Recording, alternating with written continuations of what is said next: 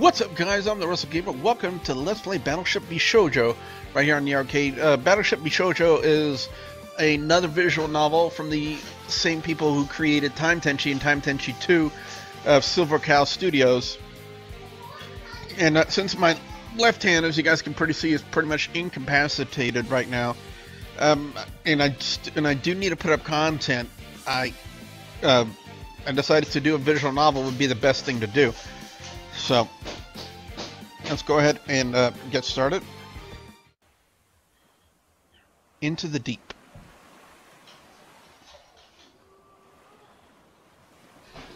Ah, good times, Daiki.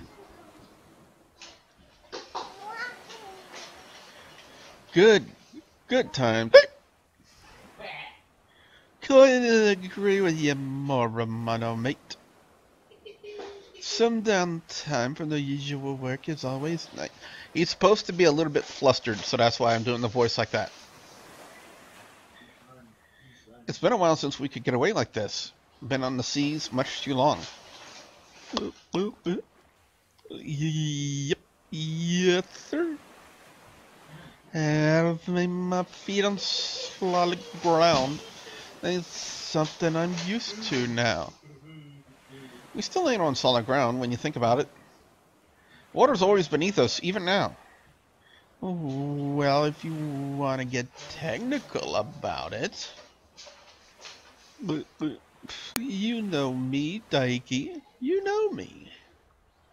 What kind of name is that anyways, Daiki? The one my parents gave me, you dolt. What, you got something against it? But don't get your panties in a twist, you big dunce.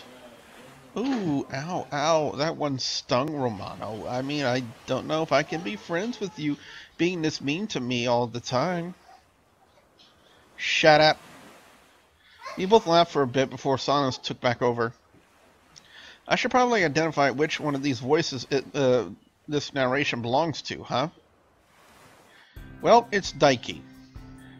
The dope with the super grin on his face, chugging booze like it's spring water. Romano and I, we'd just gotten a bit of liberty recently, about 2 weeks worth, and we were just coming to the end of it. We were headed back on board the next morning, but of course the two of us wanted to get absolutely hammered the night before. I don't understand the point of that, of getting just absolutely plastered beyond belief. I mean, what does that accomplish other than making you sick the very next morning? I just don't understand it. Could somebody in the comments tell me what that's all about? We were both pretty terrible with decision making. Makes me wonder how we both hadn't fallen off the boat by then. So, you never answered me. Huh? Make sure I'm not blowing on the mic. Don't pretend you can't remember, you dunce. You know what I asked. Come on, man, I told you. Now tell me. Why'd you join the Navy in the first place? It can't be anything to be ashamed of, man. Just out with it. I don't know, Romano. Your whole speech about living and dying for this country just... Like, I'd be lying if I said that was 100% true, even if a big part of it is. But come on, there has to be a reason why you joined. I guess it was just to get out of the house, see things, meet people. That's fair. Romano stood from the bench, swaying a bit before turning to face me. Not everyone who joins the military is a hero, man. Heck, I don't consider myself a hero, neither. Just someone doing something he believes in. I ain't gonna chew you out for your reasons. Like, I wouldn't expect someone to do this for let me start again. I ain't gonna chew you out for your reasons, like I wouldn't expect someone to do to me for mine. That's just fair, I suppose. Being at home for so long, stuck with nowhere to turn or go, not being able to get a job, it's kind of just got to me. I needed to do something. And you did a righteous thing, my man, I'm telling you. He took a few more swigs of his drink before putting on a serious face. But you need to know, man. You need to know what you're getting into before you go out and do things. Yeah. So did you? Huh? He leant down near me, looking me dead in the eyes, well, at least as close to that as he could. Did you think even for a second of all the things you would have to do when you joined the Navy? The responsibilities and possibilities?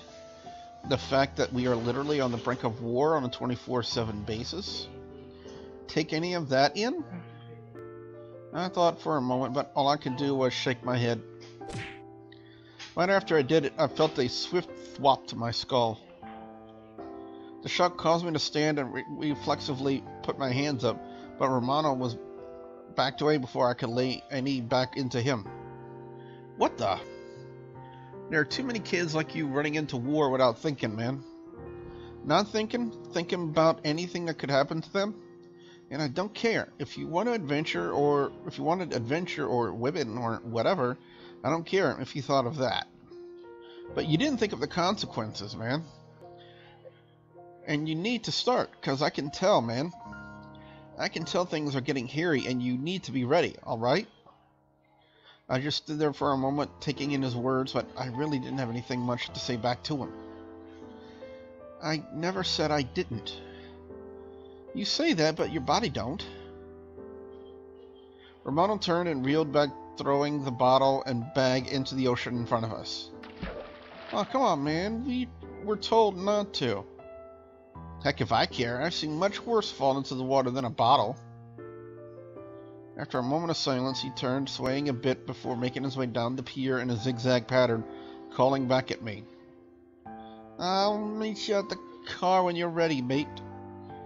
He probably shouldn't drive if he's walking in zigzags. And that was all he said before he was just a silhouette further down the pier, out of sight. I sighed, collapsing back down onto the bench and taking a swig of booze while looking at the horizon. Seemingly out of nowhere, a fog started rolling in. Alright, well, that's not uncommon at this time of the year, but it's rather sudden, sorta out of nowhere. Huh? That's when I saw it. A black mass of a figure off in the distance. Clouded in a haze of fog, it was too distant to make out. I stood up, making my way over, nearly tripping over myself on the way. I squinted, seeing multiple images at once. It was so blurry, yet somehow so distinct. It was almost looked like a ship? I shook my head. No, it couldn't be. Our ride doesn't come until tomorrow morning, and even then this pier was supposed to be completely clear in the meantime. Could they possibly be arriving illegally? Probably should call someone about this. Instead, I stepped closer. I was still unsure of what I was seeing with all the fog and all. It seemed to be sealing in ever so slightly as the fog got heavier and heavier. And it was completely surrounding the pier now, thick as a sauna. I took another step.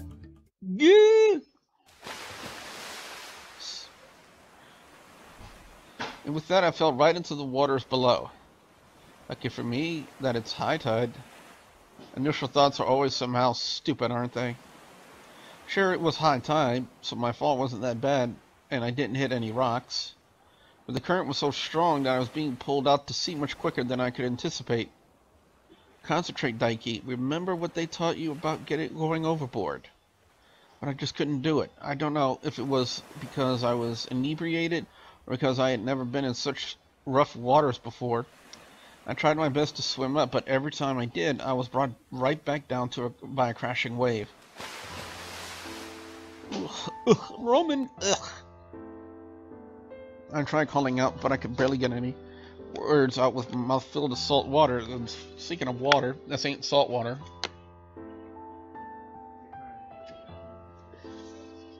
I tell you guys, gout hurts really, really, really bad. I mean, tremendously bad. But anyway,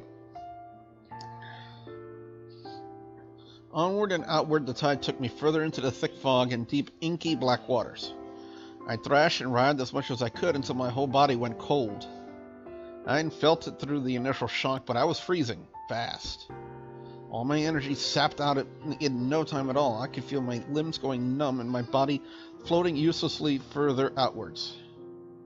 What a fun way to die. Even now I couldn't take anything seriously. Why did they let me into the Navy again? Right when I felt myself sinking, everything giving up the ghost and passing out. My brain shutting down, everything going black, and my lungs filling with stinging waters. I felt something warm grab my wrist. Or at least I think there was. Maybe I was hallucinating. Maybe this is what death felt like. Being pulled up by a seemingly delicate hand upwards until you were thrust onto some sort of wood surface. Until finally your brain just gives out.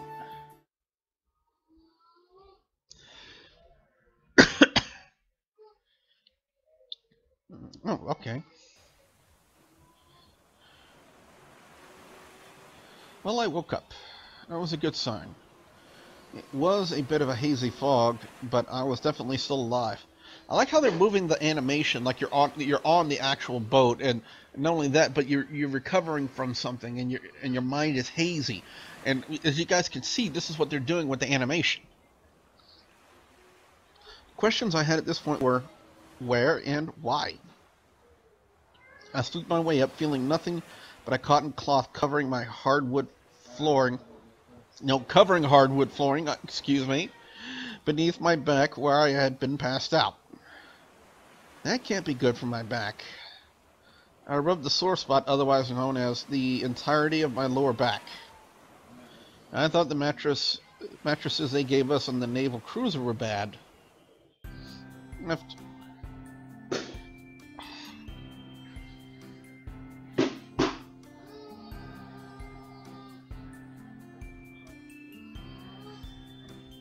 Ow, ow, dude, remember the back!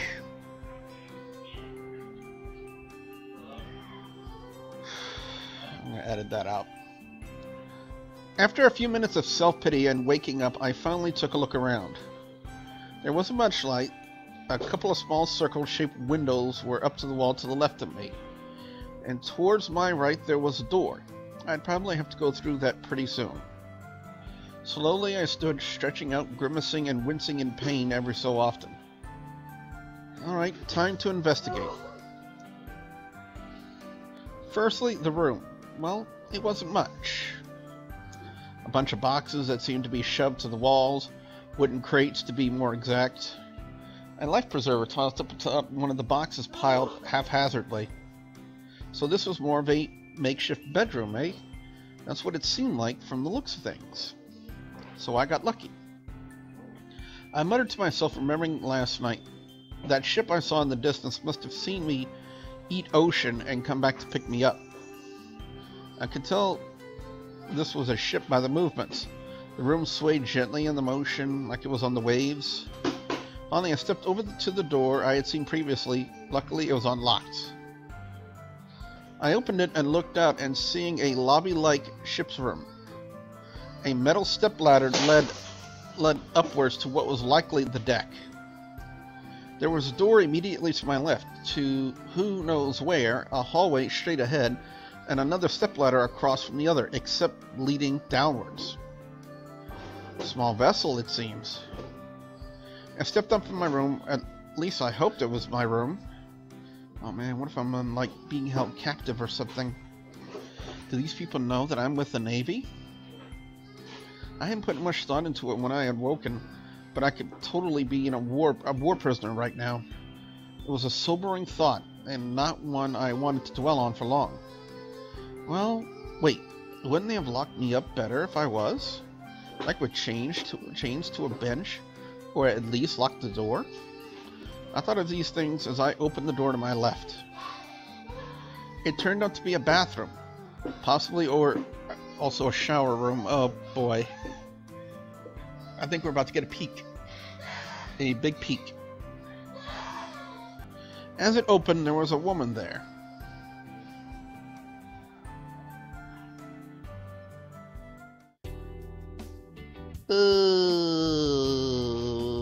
Brother. So what we're gonna going to do right now, guys and gals, on this note, we're going to go ahead and call it an episode. If you guys like this video, be sure you slam that like button, like the channel, and if you guys want to see more of Battleship Bishojo, like I don't want my brother to see right here. It's just standing here right in front of me. You know the two ways you got to do it. You got to hit that, you got to leg drop that subscribe button and hit that bell icon to turn on notifications so that way you guys will never miss out on another one of my videos here on my channel. So with that being said, I'm your friendly neighborhood WrestleGamer, reminding all of you out there to stay awesome. Bye guys!